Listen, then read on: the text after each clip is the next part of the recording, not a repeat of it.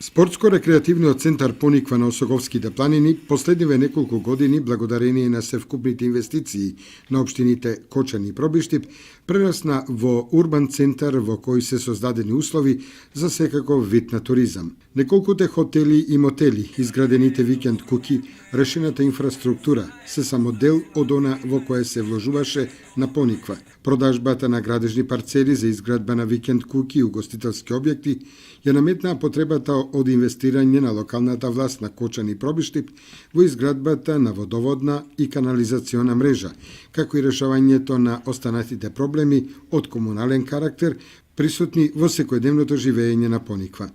Изградбата и асфалтирањето на патот од паркингот кај одморалиштето на МВР до манастирот Свети Василий овозможи секојдневна посета на овој верски објект сместен на надморска височина од 1650 метри.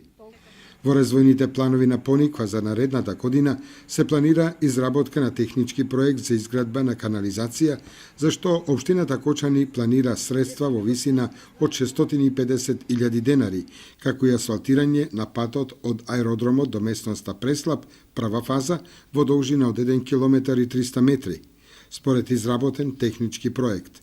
За оваа намена се планирани средства од 13 милиони денари.